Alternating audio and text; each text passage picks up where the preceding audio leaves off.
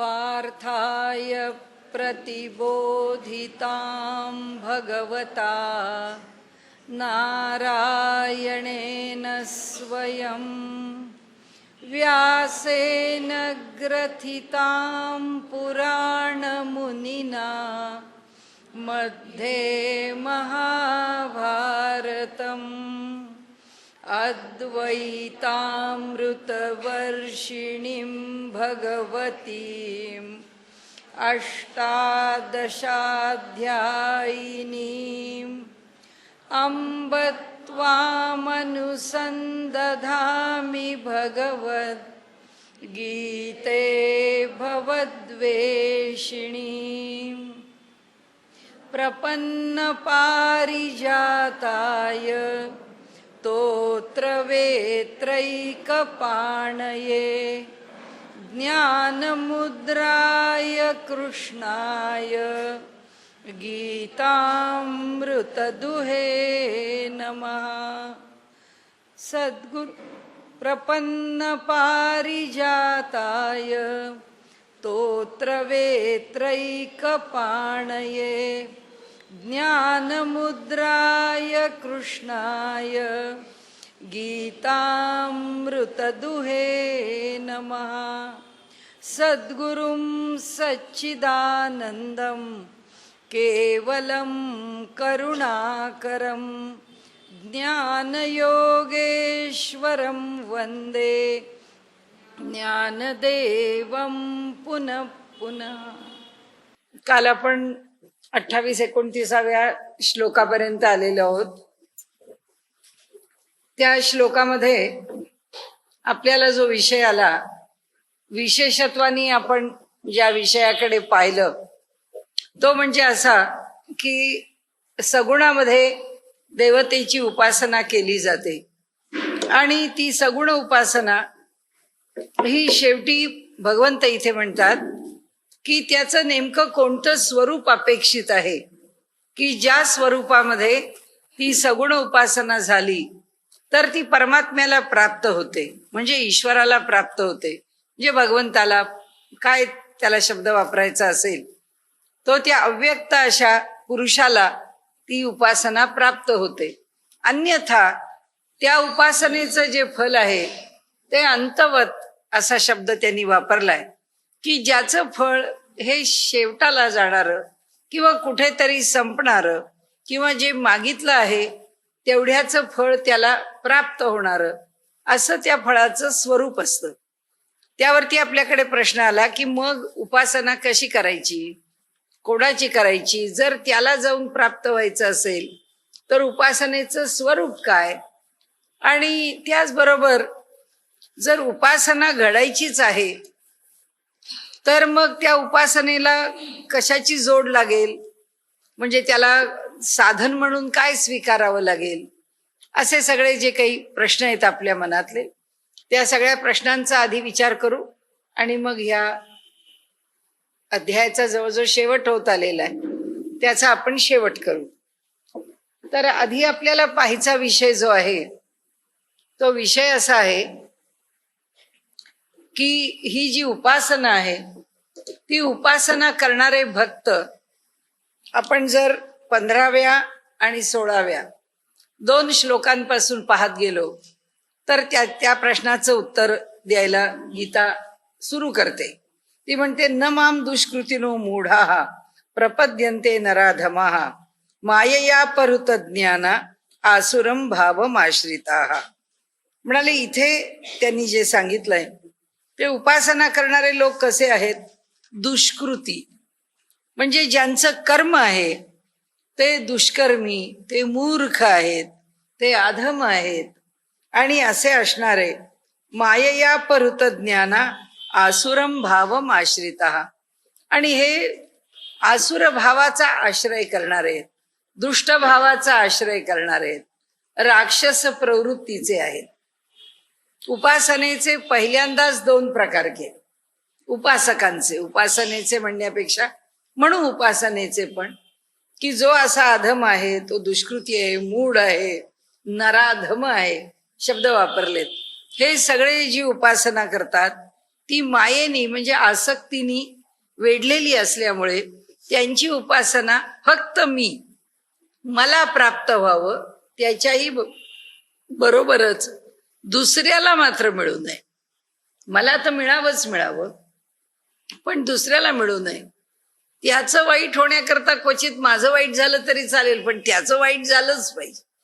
दुसऱ्याचं वाईट व्हावं अशी जी प्रवृत्ती आहे. काल आपण जे रावणाचं उदाहरण घेतलं, दुर्योधन दुःशासनाचं उदाहरण आहे की ह्या सर्वांच्या ठिकाणी एकच भाव आहे, एकच बुद्धी आहे, आणि ती म्हणजे दुष्ट बुद्धी आहे, अधम बुद्धी आहे, आणि त्या बुद्धीच्या मागे मूढता आहे, मूर्खता आहे. तर अशा प्रकारची उपासना करणारा जो कोणी आहे आणि त्या उपासनेचं फल जो कोणी मिळवतो, त्याच्याकरता भगवंतांनी आधीच सांगून टाकलेलं आहे की ते दुष्कृती आहेत, त्यांच्याशी माझा काही संबंध नाही. म्हणजे मी त्यांच्याविषयी वक्तव्य करणार नाहीये, त्यांच्याविषयी मी आपल्याला काही बोलणार नाहीये. मग आता ते पुढे जाऊन सांगतात की 4 प्रकारचे माझे भक्त आहेत. तर चतुर्विधा भजन्ते माम जनाः सुकृतीनो अर्जुन. जे वरचे कसे आहेत, दुष्कृती आहेत, तर हे कसे आहेत, सुकृती आहेत. की हे जे कर्म करतात ते कर्म चांगलं कर्म करतात, किंबहुना मला चांगल्या मार्गावर राहायचं आहे, ही धारणा त्यांच्या अंतःकरणामध्ये निर्माण झालेली आहे की आम्ही चांगल्या मार्गावर राहू, चांगलंच कार्य करू, चांगलंच कर्म करू, आणि मग देवाला काय मागायचंय ते मागू. म्हणजे भगवंतानी या सगळ्यांच्या करता अट मात्र एक घालून ठेवलेली आहे. ती अट कशी आहे की सुकृती, जे सुकृती आहे, जे चांगलं कृत्य करणारे आहेत ते, त्याच्या पुढे आता त्यांचे प्रकार सांगितले. आर्तो जिज्ञासु, अर्थार्थी, ज्ञानी च भरतर्षभ. आता पहिल्यांदा आर्त घेतला, त्यानंतर जिज्ञासू घेतला, मग अर्थार्थी घेतला, आणि मग ज्ञानी घेतला. म्हणाले आता सुरुवात करताना पुष्कळ वेळा लोक पहिल्यांदा अर्थार्थी, मग जिज्ञासू, मग आर्त, आणि मग ज्ञानी असा क्रम लावतात. की अर्थार्थी म्हणजे त्याला काहीतरी पाहिजे आहे म्हणून तो नवस करतोय, त्याला काहीतरी पाहिजे आहे म्हणून तो काहीतरी मागतोय, त्याला काहीतरी पाहिजे म्हणून तो त्याला साकडं घालतोय, असा जो आहे तो पहिल्या क्रमांकावर घेतलाय. आणि अर्थ एव इति अर्थः स अर्थार्थ. तर तो अर्थार्थ होतो. तो जो भक्त आहे त्याला काही हवंसं वाटतंय, ज्याला जे हवंसं वाटतं आहे ते मिळणं म्हणजे अर्थार्थ, आणि ते मिळवण्याची इच्छा करणारा म्हणजे अर्थार्थी. अर्थ हेतू, काही ना काही मिळवण्याची इच्छा धरून हाच ज्याचा हेतू आहे, एव अर्थ हा, तोच त्याचा हेतू आहे, असा अर्थार्थ आहे. आणि तो मिळवण्याची इच्छा करणारा भक्त हा अर्थार्थी आहे. भगवंतांनी काय सांगितलं, आर्तो जिज्ञासूर अर्थार्थी ज्ञानीच भरतर्षभ. आता हा जो अर्थार्थी आहे त्यानंतरचा भक्त त्यांनी जो स्वीकारला आहे तो जिज्ञासू आहे. ते म्हणतात त्याला जिज्ञासा आहे, काय आहे या विषयामध्ये, हे कशा करता करतात, ते कशा करता करतात, ह्यानी काय मिळतं, त्यांनी काय होतं, या देवाची उपासना कशी केली जाते, हा विषय काय आहे, अशा अनेक प्रकारांनी अनेक गोष्टींचं कुतूहल आहे. म्हणून लोक विचारतात की अहो ते हा विषय कोणी सांगतं का, आम्हाला ती अष्टावक्र गीता काय आहे ती एकदा समजून घ्यायची. तर त्या अष्टावक्र गीतेत काय सांगितलंय आम्हाला जाणून घ्यायचं. कुणी म्हणतं आम्हाला अमृतानुभवात काय सांगितलंय जाणून घ्यायचं. कुणी म्हणतं अहो ज्ञानेश्वरी म्हणजे काय, ज्ञानेश्वरीला काय म्हणतात, ज्ञानेश्वरीत काय असतं, ज्ञानेश्वरी ही गीतेवरची टीका आहे, हे चांगलं मराठी घेऊन एम.ए. झालेल्या बायकांना सुद्धा माहित नाही. अशी स्थिती आहे. एक बाई मला म्हणाल्या, बाई तुम्ही म्हणाले प्रवचन करता इथपर्यंत ठीक आहे, पण हा उद्योग तुम्ही कधी आरंभला. म्हटलं कसला उद्योग. म्हणाले हे कधी लिहिलं. म्हटलं काय, मला एक क्षणभर कळलं होतं त्या काय म्हणतात, पण म्हटलं त्यांच्या तोंडून ऐकू दे. म्हणाल्या की हे कधी लिहिलं. म्हटलं हे म्हणजे काय, हा ग्रंथ. म्हटलं हा ग्रंथ म्हणजे हा आपण सांगतोय तो ग्रंथ. म्हणाले हो तो. म्हटलं अहो हा ज्ञानेश्वर महाराजांनी 750 वर्षापूर्वी लिहिलेला आहे आणि MA झालेली बाई आहे. त्या बाईंना साधा ज्ञानेश्वरी ग्रंथ कोणी लिहिला माहिती नाही. म्हणून लोक असं म्हणतात आता आपण रिटायर झालोय, आता ज्ञानेश्वरी काय चीज आहे पाहूया, काय एकदा कळून घेऊया. म्हणजे हा जिज्ञासू आहे, त्याला आपली जिज्ञासा आहे. ठीक आहे, कुतूहल आहे, काय लिहिलंय, काय ग्रंथाचं स्वरूप आहे, पाहूया तरी एकदा खरं, असं म्हणून तो त्या विषयाकडे वळणारा आहे. त्यामुळे जिज्ञासूच्या ठिकाणी आस्तिकता आहे नाही, त्याच्याकडे आस्तिकता नाही आहे. पण जिज्ञासूच्या ठिकाणी खोडसाळपणा पण नाही.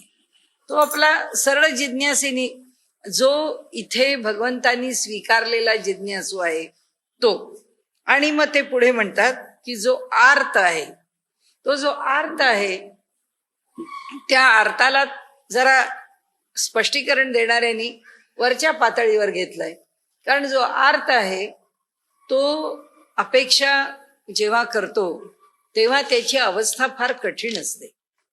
तेव्हा तो अशा संकटात सापडलेला असतो की त्या संकटातून बाहेर पडणं त्याला कठीण झालेलं असतं. म्हणून तो म्हणतो की काही करा, तुम्ही माझं संरक्षण करा, काही करा, आता मला तुम्ही राखा, आता तुमच्याशिवाय कोणी नाही. आणि म्हणून तो आर्ततेने भगवंताला आवाहन करतो, भगवंताला आळवतो, भगवंताच्याकडे प्रार्थना करतो. आणि भगवंता म्हणतो की आता तू मला तार, तुझ्याशिवाय मला ह्या जीवनामध्ये तारणार दुसरं कोणी नाही. आणि त्याप्रमाणे भगवंताकडून तारण्याची इच्छा करणारा हा जो आर्त आहे ह्याचा भाव फार उत्कट आहे. त्या अर्थार्थीचा भाव किती उत्कट असेल किंवा त्या जिज्ञासूच्या ठिकाणी भाव असेल का नसेल, पण याच्याकडे मात्र नक्की उत्कट भाव आहे. कारण याला त्या प्रसंगातून बाहेर पडायचं आहे. आणि म्हणून हा जो आर्त आहे तो 3ऱ्या क्रमांकावरचा भक्त आहे. 4था ज्ञानी आहे. तो ज्ञानी तर भगवंत आता पुढे सगळं वर्णनच करतायत त्याचं. आता आपण इथे पाहिलं त्यामध्ये भगवंतानी मान्य केलेला भक्त कोणता आहे, त्यांनी पुढे असं म्हटलंय की मला हे सगळे जे भक्त आहेत हे सगळेच मला आवडतात, मला त्यांच्याबद्दल नावड नाही, मला ते आवडतात, कसे आहेत. मला त्यांच्यापैकी ज्ञानी जो नित्ययुक्त. आता आपल्याला ज्या विषयाकडे वळायचंय तिथे इथून सुरुवात जाईल. 17व्या श्लोकामध्ये म्हटलंय की ज्ञानी कसा असतो तर तो नित्ययुक्त असतो आणि एक भक्तीर विशिष्यते, आणि एका मार्गाने भक्ती करणारा असतो, एका दिशेने भक्ती करणारा असतो. प्रियो हि ज्ञानिनोत्यर्थम अहम सच मम प्रिय. म्हणाले अहो तो ज्ञानी जो आहे तो मला फार प्रिय आहे. आणि त्याचबरोबर हे जे उरलेले भक्त आहेत, मग आता मला जर ज्ञानी प्रिय आहे तर उरलेल्यांना मी काय केलं, किंवा उरलेल्यांच्या बाबतीमध्ये मी काय समजलो, किंवा उरलेल्यांच्या बाबतीत माझं धोरण काय, किंवा माझ्या ठिकाणी त्यांचं स्थान काय, आला न प्रश्न. भगवंतानी यांना स्वीकारलंय का नाही स्वीकारलंय, भगवंतानी यांना काय काय म्हटलेलं आहे ते म्हणतात उदाराहा सर्व एवैते ज्ञानी त्वात्मैव मे मतम. पण म्हणाले हे सगळेच जे भक्त आहेत उदाराहा सगळेच उत्कृष्ट आहेत.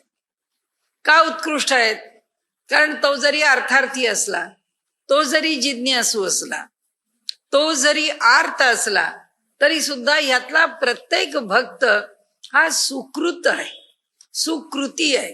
त्याची जी कृती आहे ती चांगलीच आहे.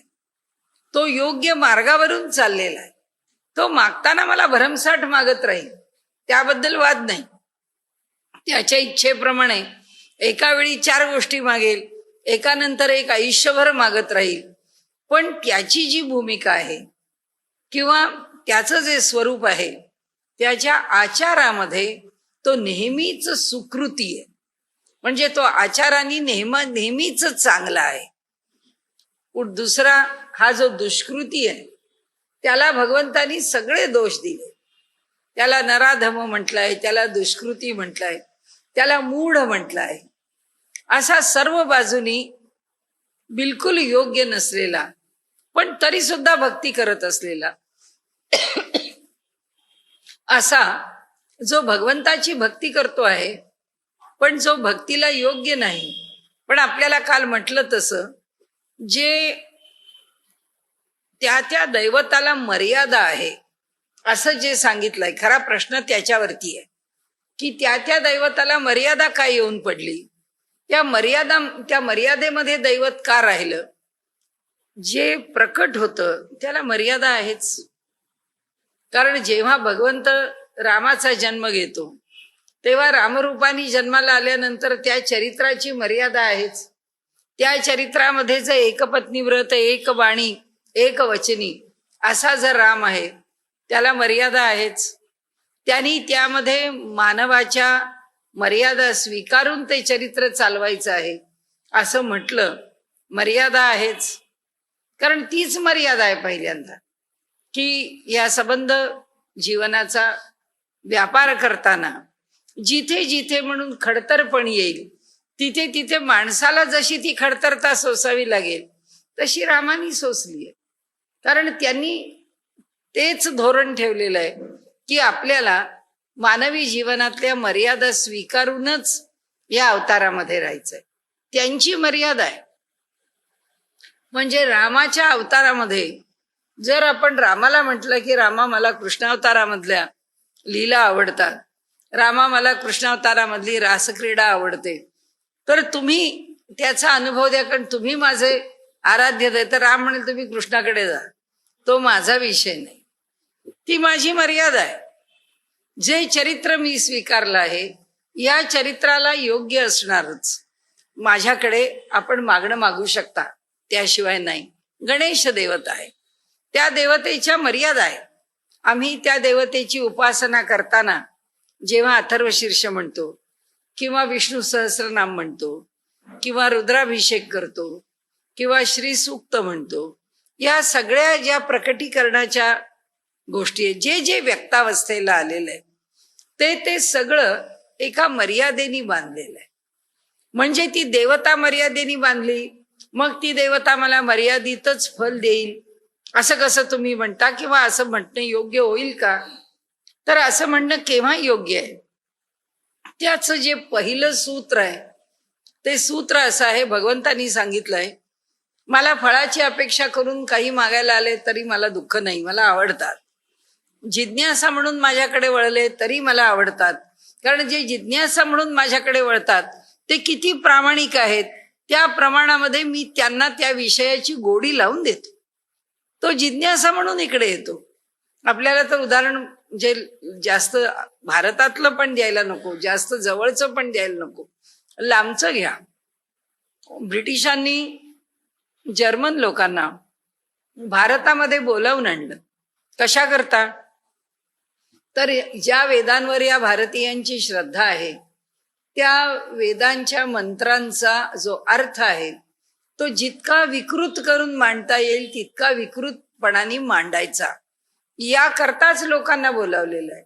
याकरताच जर्मनीमधून पंडित आले, त्यांनी इथे येऊन संस्कृत भाषेचा अभ्यास केला. आमच्या लोकांच्याकडे ज्ञान अधिक सखोल करून घेण्याकरता राहिले आणि काय केलं तर त्यांनी आपल्या बुद्धीनी, आपल्या तर्कानी आणि संदर्भांची तोडमोड करून वाटेल तसे अर्थ लावून ठेवले.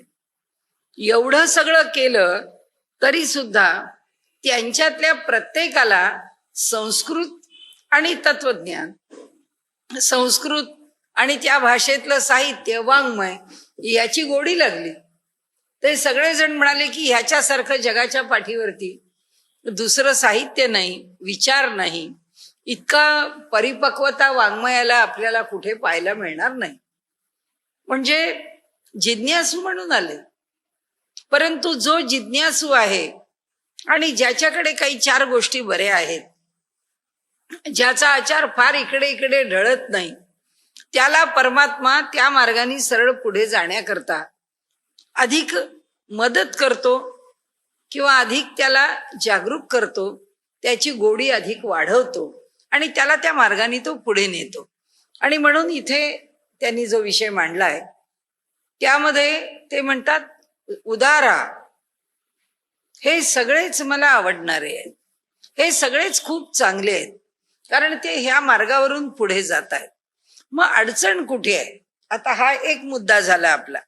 या मुद्द्यावरनं आपण आता पुढे जाऊ. उदारा सर्व एवैते ज्ञानी त्वात्मैव मे मतम. पण त्यातला जो ज्ञानी आहे तो मात्र माझा आत्माच आहे, तो म्हणजे मीच आहे. ज्ञानी आणि मी आमच्यामध्ये काही अंतर नाही, कारण तो वेगळाच आहे. त्यांनी हे सगळं जाणूनच घेतलेलं आहे. हे एवढे 2-3 मुद्दे लक्षात ठेवा. 7वा अध्याय सुरू होताना आपल्याला दुसऱ्या श्लोकामध्ये त्यांनी काय सांगितलंय? मनुष्याणाम सहस्रेषु. आता इथे तो विषय बघा. दुसरा श्लोक काढा, त्याच्यामध्ये 7व्या अध्यायात त्यांनी सांगितलंय मनुष्याणाम सहस्रेषु कश्चित यतति सिद्धये यततामपि सिद्धानाम कश्चिन माम वेत्ती तत्वतः. आता हजारो लोक जिज्ञासा म्हणून काही विषय जाणला, सोडून दिला. जिज्ञासाच कधी उत्पन्न झाली नाही, तो तर बिचारा महाभाग कधी इकडे वळणारच नाही. म्हणून ते म्हणतात हजारो माणसांच्या मध्ये मनुष्याणाम सहस्रेषु कश्चित यतति सिद्धये. म्हणाले त्या ज्ञानाच्या क्षेत्रामध्ये हजारो लोकांच्या मध्ये कुणी एखादा ज्ञानाच्या मध्ये सिद्ध होण्याकरता प्रयत्न करतात. यतताम अपि सिद्धानाम.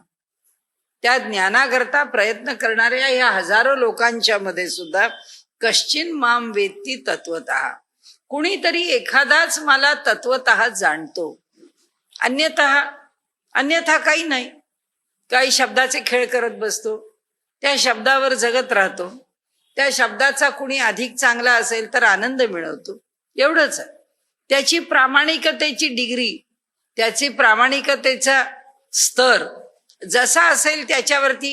मनुष्याने एखादं पुस्तक वाचलं, मनुष्याला थोडंसं काहीतरी कळलं की मनुष्याला असं वाटतं की हा विषय त्याचं मला अगदी आकलन झालं, आता मला कळलेलं आहे. जे लोक असं म्हणतात की अहो ते ना गीता ना ती काही फारशी मला वाचण्याची आवश्यकता आहे असं वाटत नाही, कारण खूप लहानपणी आमच्या वडिलांनी आमच्याकडनं इतक्या वेळा म्हणून घेतलेली आहे की गीतेची ओळख चांगली झालेली आहे, आता दुसरे ग्रंथ बघू. पण कशाची ओळख झाली, काय ओळख झाली, आम्ही काय जाणलं असो, पण मनुष्य आपल्या ठिकाणी आपल्या अहंकारामध्ये किंवा आपल्याला काही समजलं आहे, जाणलं आहे, या भावात मशगूल असतो. भगवंत म्हणतात असे यतताम अपि सिद्धानाम. या ज्ञानाच्या प्राप्तीकरता प्रयत्नशील असणाऱ्या अशांच्या मध्ये जे काही प्राप्त करून आहेत त्यांच्यामध्ये सुद्धा एखादाच माझ्यापर्यंत येऊन पोचतो. कारण शेवटी असं आहे, त्याकरता आवश्यक असणारं जे क्वालिफिकेशन आहे, त्याकरता आवश्यक असणारी जी अधिकार संविध आहे ती वेगळी आहे. आणि त्यामुळे मनुष्याला त्याचा अहंकारच जर नाही सुटला आणि मनुष्य जर तिथंच अडकून पडला तर तो कधीच भगवंतापर्यंत पोहोचणार नाही. आता भगवंताला ज्या भक्तांच्या विषयी सांगायचंय, दुष्कृती सोडून दिले, सत्कृती किंवा ते स्वीकारले, त्या सत्कृतींच्या मध्ये चौघांनाही स्वीकारलं, त्यातल्या तिघांना ते मला आवडत आहेत असं म्हटलं, आणि त्यांच्या बाबतीमध्ये भगवंताची त्यांच्याकडे पाहण्याची एक दृष्टी आहे, आणि जो ज्ञानी आहे त्याच्याकडे पाहण्याची दृष्टीच नाही. तो ज्ञानी आणि मी एकच आहोत, त्यामध्ये काही अंतर नाहीये असं भगवंत सांगतात. आता इथे भगवंताला जे म्हणायचं आहे त्याप्रमाणे की कश्चित माम वेत्ती तत्वतः. कश्चिन कुणीतरी एखादा माझ्यापर्यंत येऊन पोचतो, त्याचं कारण तो तेव्हाच मला यथार्थतेने जाणतो. आता ह्या इथे त्या ज्ञानी अर्थार्थी या सगळ्यांचं सांगितल्यानंतर आता ज्ञान्याला सुद्धा त्यांनी त्याच्या सुद्धा परी लावले आहे. बहुनाम जन्मना म्हणते ज्ञानवान माम प्रपद्यते. ज्ञानाला सुद्धा अनेक जन्म घ्यावे लागतात, तेव्हा त्याला माझं स्वरूप यथार्थपणे कळतं, अन्यथा कळत नाही. म्हणजे त्याला कशाचं तरी ज्ञान झालं. समजा एखादा जन्म आहे, त्या जन्मामध्ये वाचलेले जे शब्द आहेत त्या शब्दांच्या मागचा अनुभव त्याला अधिक प्रकर्षाने येऊ लागला. जसं ज्ञानेश्वरी आहे, इथे काय नाव आहे त्याचं, भावार्थ दीपिका. म्हणाले त्याचा अर्थ काय आहे? माऊली असं म्हणतात, मी प्रकाश कशावर टाकलाय या ज्ञानेश्वरीमध्ये. गीता घेतलीय हाताशी, पण मी ज्याच्यावर प्रकाश टाकलाय तो भाव आणि अर्थ, या दोन गोष्टी आहेत. आम्ही शब्द वाचतो ज्ञानेश्वरीचे, शब्दाचे अर्थ लावतो, मग आपण बघतो की ह्या शब्दाचा अर्थ काय, त्या शब्दाचा अर्थ काय. भांब काय, व भांब म्हणजे बघितला की मग गोंधळलेले असणे, भ्रमात्मक असणे. मग आपण मराठीतला शब्द आठवतो, भांब पासून भांबावला, म्हणजे त्या व्यक्तीचं विशेषण झालं ना, की आपण ते पाहून भांबावलो, क्रियापद केलं. भांबावलेली व्यक्ती, व्यक्ती विशेषण केलं. शब्द आणि शब्दांचे खेळ. मग शब्दांच्या वरती मनुष्य रमला की फक्त शब्दाच्याच खेळामध्ये राहतो. आणि त्यामुळे माऊली सांगतात की शब्दाचा खेळ म्हणजे ते कशाला आपल्याला असं म्हणतात, आपण आपल्याकडून माऊलींना काय वाटत असेल ते त्यांना वाटतही नसेल, पण आपल्याला वाटतं की शब्दांचा बारकावा त्यांच्या इतका कुणी जाणलाय, शब्दाशी खेळ त्यांच्या इतका कुणी केलाय, तरी सुद्धा ते म्हणत नाहीत.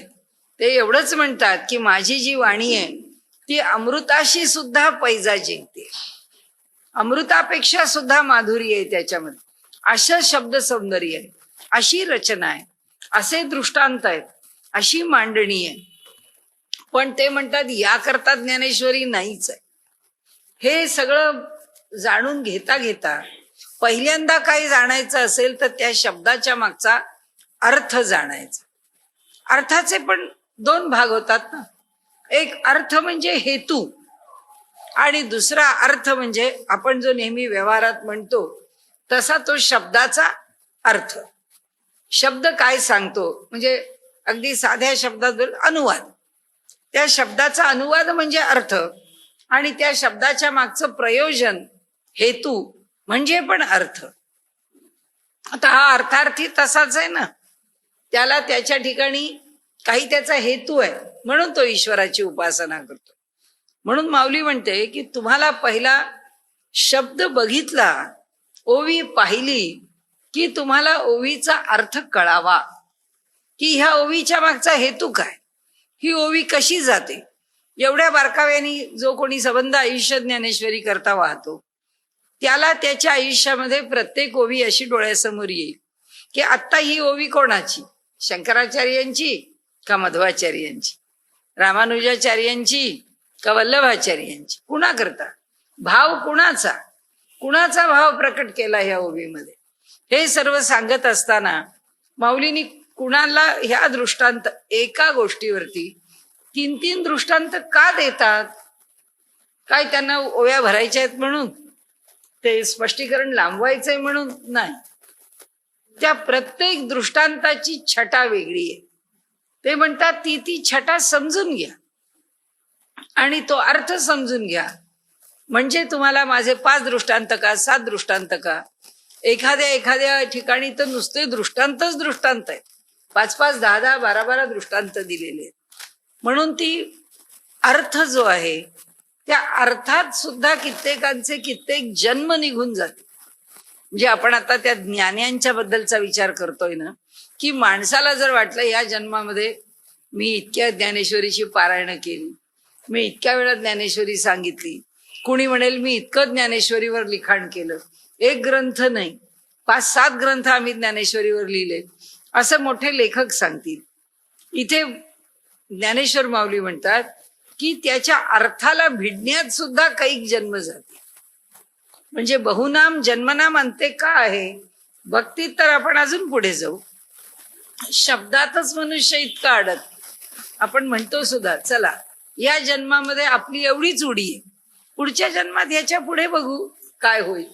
आपल्याला थोडीच अडचण आहे की त्याचं आत्ता सगळे येथे नाही चालत तातडी, प्राप्त काळ घडी आल्या वेळ, घाई तर करून आपल्याला चालतच नाही. एका अर्थात मनुष्याचे अनेक जन्म जातात. अनेक जन्मांनंतर त्याचा यथार्थ ज्याला कळतो तो तर आणखीन केव्हाचा जन्म येईल माहीत. जेव्हा यथार्थ जसं काय म्हटलंय माऊलींनी माहित नाही, बोलणारा आपलं स्वतःला काय वाटतं ते बोलत सुटलेलं असतं. कारण नेमका त्यांचा अर्थ काय, त्यांना अपेक्षित काय, हे केव्हा होईल? शब्दे विण संवादू, गुजे विण अनुवादू. हे जेव्हा होईल तेव्हा होईल, की माऊलींशी शब्दाशिवाय संवाद होईल. तेव्हा माऊली काय करतील संवाद? ये हृदयीचे ते हृदयी घाते. ते आपल्याला काय वाटतं ते त्याच्या समोर प्रकट केलं ना, नाथांच्या समोर प्रकट. नाथांना सांगितलं ना, ज्ञानेश्वरीची प्रत अशुद्ध झाल्यावर या प्रतीचं शुद्धीकरण करा. किती 250 वर्षांनंतर नाथांनी ती प्रत शुद्ध केली. म्हणजे हे सगळं ज्याच्या करता आहे, ज्याला सांगायचं आहे, ज्याचा अधिकार प्राप्त झालाय, हा कसा प्राप्त होतो? माऊलींनी स्वतःच सुद्धा मी ज्ञानेश्वरी कशी लिहिली सांगताना म्हणजे सत्यवादाचे तत्व केले आम्ही तत्व. आम्ही कल्पकल्पांतरी जन्म कोट्यातच कोटी आम्ही वाणीने सत्यच बोलायचं, या प्रतिज्ञेने आम्ही जीवन जगत राहिलो. आणि त्याचं फळ म्हणून या जन्मामध्ये ज्ञानेश्वरी. हे सगळं व्यवहाराच्या पातळीवर त्यांनी सांगायला ठीक आहे, ते साक्षात परमात्मा आहे, भगवत स्वरूपामध्येच ते वावरणार आहेत. त्यांचा अधिकार तेवढा तेवढा श्रेष्ठ. त्या अधिकारात ते जन्माला आले, फक्त कार्य करण्याकरता जन्माला आले. ते अवतारी पुरुष आहेत. हे सगळं आमच्या बाजूने, पण त्यांच्या बाजूनी त्यांनी अधिभौतिक पातळीवरती विषय सोडला. अधिभौतिक म्हणजे आम्ही सगळे भूतमात्र. जन्माला कसे येतो? त्यांनी स्वतःचे सुद्धा जन्मच सांगत राहिले. म्हणून इथे त्यांनी सांगितलं, बहुनाम जन्मनाम अंते ज्ञानवान माम प्रपद्य. अनेक जन्मांच्या शेवटी ज्ञानी पुरुष मला प्राप्त करतो. म्हणजे थोडं ज्ञान या जन्मात प्राप्त झालं, तो सन्मार्गावर तसाच टिकला, आणखीन पुढे गेला. तसाच सन्मार्गावर टिकला, आणखीन पुढे गेला. पण या सगळ्या सन्मार्गावरती काही दुष्कृत्य करण्याची इच्छा उत्पन्न झाली की लागला मागे सरकला. तो आता सुकृतीच्या पातळीवर राहिला नाही, तो आता दुष्कृतीच्या मार्गाने खाली होता. त्यामुळे भगवंत म्हणतात त्याला चढ उतार किती आहेत माहित नाही, तो सारखा सुकृतीच्या मार्गाने पुढे जात राहिला पाहिजे, सातत्याने जात राहिला पाहिजे. आता हे जसं झालं तसं आता आपण इथे आलो. यो यो याम याम तनुम भक्तः श्रद्धयार्चितुम इच्छते. आपला मगाचा अर्धवट विषय पुरा करू की ह्या अर्थाच्या पातळीवरती हा पुढे पुढे जातो जीवनात.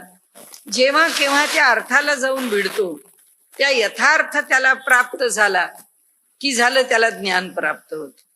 माऊली म्हणतात आता ही ज्ञानाची एक स्तर त्याला प्राप्त झाला. कुठे कशाचा प्राप्त झाला? अर्थाच्या पातळीवर. तो अगदी एकदम परिपूर्ण झाला. जो अर्थ आहे त्या अर्थाला येऊन भिडला, तो अर्थ आहे त्याला कळला, त्याला कळण्याचं ते सामर्थ्य प्राप्त झालं. आता त्याच्या पुढे त्यातला भाव, म्हणून ती भावार्थ दीपिका आहे. भावावरती आता प्रकाश आहे. आता भाव काय? आता त्याच्यामध्ये शेवटी जे शिल्लक राहतं, जे शाश्वत आहे, 2-3 प्रकारांनी भाव आहे. अभावाच्या विरुद्ध असलेला भाव आहे. म्हणजे ह्यातलं गाळलं काय जाणार आहे आणि गाळल्यावर काय उरणार आहे, तो पण भाव आहे. भक्तीमध्ये ईश्वराच्या विषयी उत्पन्न होतो, तो पण भावच आहे. आणि ह्या जगाकडे पाहताना आम्ही भावात्मक दृष्टीने पाहायला शिकतो, तो पण भाव आहे. कारण या संबंध जगात भगवंतानी माऊलींनी पण सांगितले, जे जे भेटे भूत तयामानी भगवंत. जे जे भूत मात्र आहे ते भगवंतच आहे. हा सुद्धा काय आहे? हा जगाच्याकडे पाहण्याचा भाव आहे. हा आम्ही विचारात घेतलेला भाव नाहीये, ती त्यांना वस्तुस्थिती. माऊलींना जे जग दिसतं ते जग एका कृष्णाशिवाय कोणी दिसत नाही. ते म्हणतात व्यक्ती म्हणून जीवन जगत असताना सुद्धा म्हणाले जीवनामधला अनुभव येतो की जागृती. त्यांचे एक फार सुंदर अभंग आहे. त्या अभंगामध्ये ती जागृती जी आहे ती स्वप्नाला म्हणते की अगं कोण माझ्या आता मला तो नेमका अभंग आठवत नाही म्हणून त्याचा अर्थ सांगते मी, पुढच्या वेळी सांगीन तो अभंग. की ती म्हणते की कवण बोलले अंगणी, माझ्या ह्या अंगणामध्ये कोण बरं बोललं. ती काय सुषुप्ती बोलते, काय आता शब्द आठवत नाहीये. तर कवण बोलले अंगणी, तर हा जो जेव्हा ती साजणी, त्या दोघी मुली मैत्रिणींचा संवाद आहे, त्या संवादात ती म्हणते काय ग मला असं बोलणं ऐकू आलं, तो कोण बोललं माझ्या अंगणामध्ये. तर तिने सांगितलं तुझ्या अंगणामध्ये. म्हणाले इथे तर फक्त वृंदावनामध्ये भगवान श्रीकृष्ण आहे, बाकी दुसरं कोणी नाही. म्हणजे माऊलींनी आपली अनुभूती सांगितली की ह्या जगामध्ये दुसरा अनुभव येतच नाही, तो वृंदावनात आहे. म्हणजे हे सबंध जग माझ्या दृष्टीने भगवान श्रीकृष्णाचं वृंदावनच आहे. आणि त्या वृंदावनामध्ये एकटा गोपालकृष्ण क्रीडा करतोय. फार सुंदर अभंग आहे, मी घेऊन येईन पुढच्या वेळी. तर म्हणाले की अनुभूती दुसरी नाहीच, अनुभव भाव आहे हा. जगाकडे पाहण्याचा भाव आहे की सगळं जग कसं दिसतं, सगळं विश्व कसं दिसतं, सगळं ब्रह्मांड कसं दिसतं. त्या भावामध्ये माऊलींनी म्हटलं आहे की आपल्याला या ज्ञानेश्वरीचा मी ठेवा किंवा शिदोरी पाथेय काही म्हणा, जे म्हणाले आपल्याकरता मी ठेवून दिलेलं आहे ते काय आहे, ती भाव अर्थ दीपिका आहे. त्याच्यावरती ती भाव आणि अर्थाची, मग त्याला काही फार मोठं म्हणत नाही, त्याला छोटीशी दीपिका म्हणतात. म्हणजे जसं त्यांच्याकडे सगळे शब्द असे कणिका, म्हणजे कण म्हणत नाहीत, कणिका म्हणतात. त्या प्रत्येकाला इतकं सूक्ष्म केलंय, तसं ही सुद्धा दीपिका केलीय. पण त्या हल्लीच्या आपल्या त्या एलईडीच्या छोट्या छोट्या बल्ब सारखी दीपिका ही, तो बल्ब किती छोटा असला तरी उजेड चांगला पडतो, तसं आहे यांची दीपिका. अगदी एवढीशी असली तरी सुद्धा ती प्रकाशित करण्याला मोठी समर्थ आहे. आणि त्यामुळे ही त्यांची भावार्थ शब्दाचं सौंदर्य काय आपण बघू. किती ठिकाणी त्यांनी तसे शब्द वापरले की एक कणिका एक दीपिका, की ते आता माझ्या मनात ते विषय नाहीये म्हणून, नाही तर ते शब्द इतके भरा पाठोपाठ आहेत की ज्याला का लावून त्या शब्दाला लहानसं केलं, त्या वस्तूला लहान केलं. आणि त्या ठिकाणी त्यांनी त्याच्यावरती आपली नम्रता, जई जगा धाकुटे होईजे तई जवळी कमाई, थोरपण परा सांडीजे, व्युत्पत्ती अवघी मोडीजे. जया जे ईश्वराच्या ठिकाणी किंवा जगाच्या ठिकाणी जया धाकुटेपण आहे ती जवळी कमायची. म्हणजे तो कुणाला धाकुटा आहे, या संबंध विश्वात जगामध्ये, या सगळ्या जगात जो स्वतःला लहानपण घेतो, आपल्या स्वतःला जगातला सगळ्यात लहान प्राणी मी समज, सगळे माझ्यापेक्षा मोठे, सगळ्यात लहान जई जगा धाकुटे होई, ह्या संबंध जगात धाकुटे पण ज्यांनी स्वीकारलाय तई जवळी कमायची, थोरपण परा सांडीचे, पूर्णपणे ज्यांनी अहंकाराची निवृत्ती केली आहे.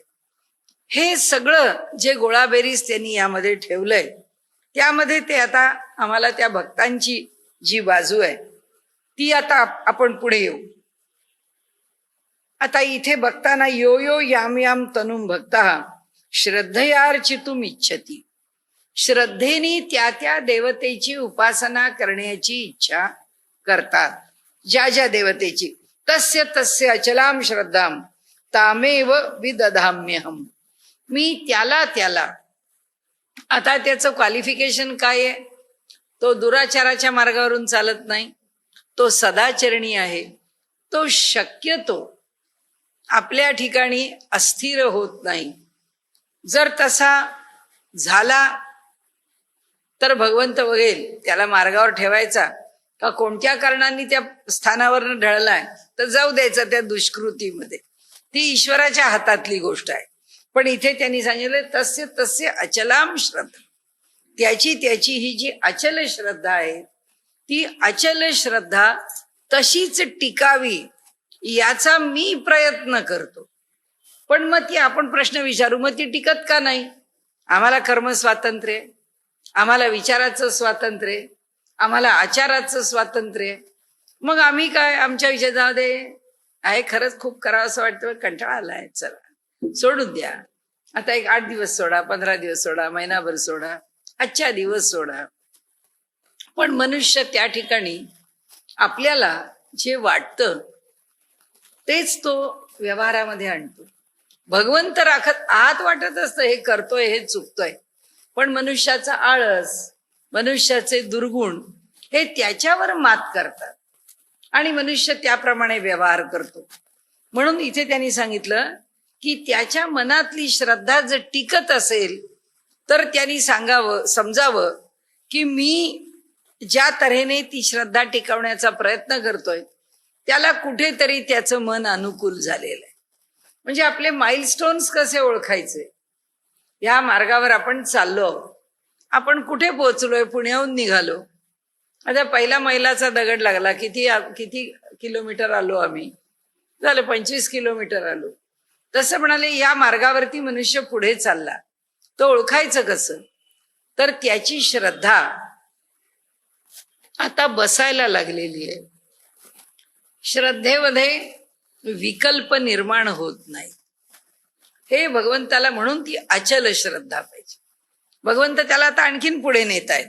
तस्य तस्य अचलाम श्रद्धाम तामेव विदधाम्यहम. त्याला मीच देतो, त्यालाच मी देतो.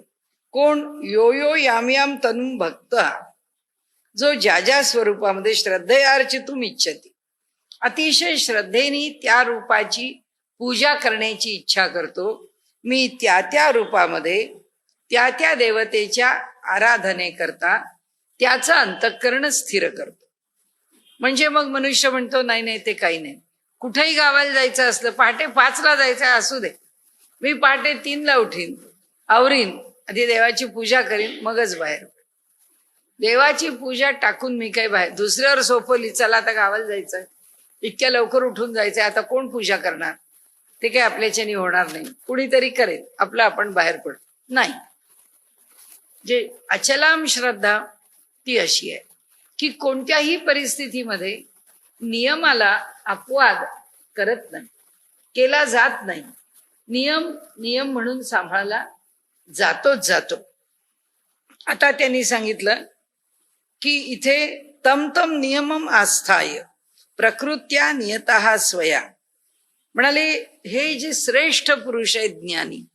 आता दुसरी बाजू, सामान्य अर्थार्थी आर्त आणि जिज्ञासू आपल्या बाजूनी श्रद्धा ठेवतात, देवाची उपासना करण्याची इच्छा करतात, काय सेवा करायची आहे ती सेवा करतात, त्या सेवेत ती पार पाडण्याकरता मी मदत करतो. आणि मग आपण म्हणतो झालं बुवा, ठरवलेला संकल्प अगदी पार पडला, असं आपण आपल्या स्वभावाप्रमाणे बोलतो. आणि मग आपल्याला कळतं असं बोलायचं नाही आपण, कारण हे आपण करत नाही, कुणीतरी घडवतो, भगवंत घडवतो. मग आपण म्हणतो नाही मी कसलं केलं, त्यांनी माझ्याकडनं करून घेतलं. हे जेव्हा आपण नंतर बोलतो तेव्हा स्वाभाविक आपली वृत्ती अहंकाराने भरलेली आहे. मी केलं ही वृत्ती आहे. आता त्यांनी करून घेतलं हे आपण शब्दाच्या खेळांमध्ये बोलतो की 4 लोकांपुढे मी केलं असं म्हणून नाही चालणार. त्यांनी करून घेतलं म्हणणं हे अधिक सोफेस्टिकेटेड आहे, हे अधिक योग्य आहे. आणि हे असं बोललं तर ते जास्त ऐकायला बरं वाटतं म्हणून बोलतो. वृत्ती नसते झालेली तशी. पण इथे या ज्ञानाच्याकडे नियमम आस्थाय, हा ज्ञानी जो आहे हा नियमामध्ये अस्थाय, त्या ठिकाणी नियमांचा आश्रय करून त्याच्या आश्रयानीच राहतो. त्यांनी त्याच्याकडून ठरवलेलं आहे, त्याचे जे नियम आहेत. प्रकृत्या नियतः स्वया, कोणत्या नियमामध्ये राहतो? स्वतःच लावून घेतलेल्या नियमात राहतो.